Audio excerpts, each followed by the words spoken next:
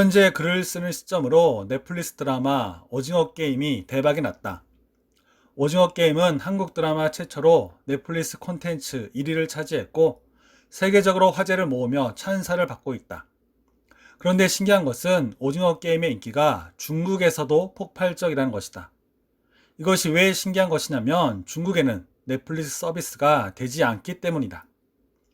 그럼 중국 사람들은 넷플릭스를 통해서만 볼 수 있는 드라마를 어떻게 보고 좋아하게 되었을까? 그 이유는 다 아는 대로 불법 다운로드를 통해 오징어 게임을 본 것이다. 그리고 오늘 짚어보고 싶은 것은 수많은 중국 사람들이 불법적으로 드라마를 보고서도 누구 하나 부끄러워하지 않는다는 것이다.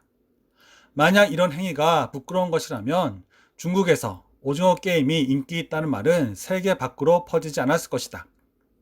즉 불법으로 콘텐츠를 다운받아서 보는 행위가 잘못이라는 것을 느끼지 못할 정도로 불법에 무감각해져 있는 것이다. 다윗은 밧세바 범죄를 저지르고 그 죄의 씨앗인 아들이 태어난 이후까지 심각한 영적 무감각에 빠져 있었다. 이것을 어떻게 알 수 있냐면 나단이 대놓고 다윗을 책망하는 비유를 말함에도 다윗은 그것이 자신의 얘기라는 것을 알지 못했다. 민감하게 하나님 앞에 깨어 있었던 다윗이 영적으로 무감각해져서 죄를 죄로 알지 못했던 것이다. 그럼 우리 자신을 돌아보자. 요즘 현대인들의 신앙생활은 하향 평준화가 되어서 전도하는 것이 대단하고 칭찬받는 일이 되었다.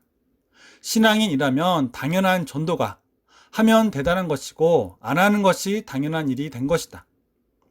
신앙인이라고 하면서 주일 성수, 기도 생활, 말씀 묵상, 헌금 생활 등과 담을 쌓고 살면서도 이것이 죄라는 인식이 없는 영적 무감각에 빠져 있는 것이다.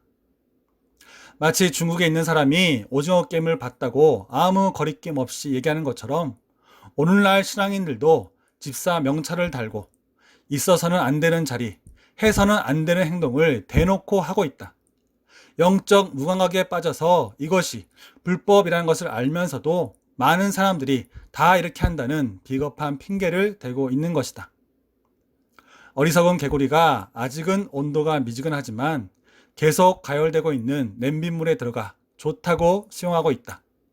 물의 온도가 계속 올라가서 곧 개구리 탕이 될 테지만 무감각에 빠져 곧 다가올 위험을 모르는 것이다. 혹시나 나 자신도 죄를 죄로 인식하지 못하는 영적 무감각에 빠져 있다면 빨리 회개하도록 하자. 그래서 하나님 앞에 민감하게 깨어 있어서 주님의 기쁨이 되는 우리가 되도록 하자.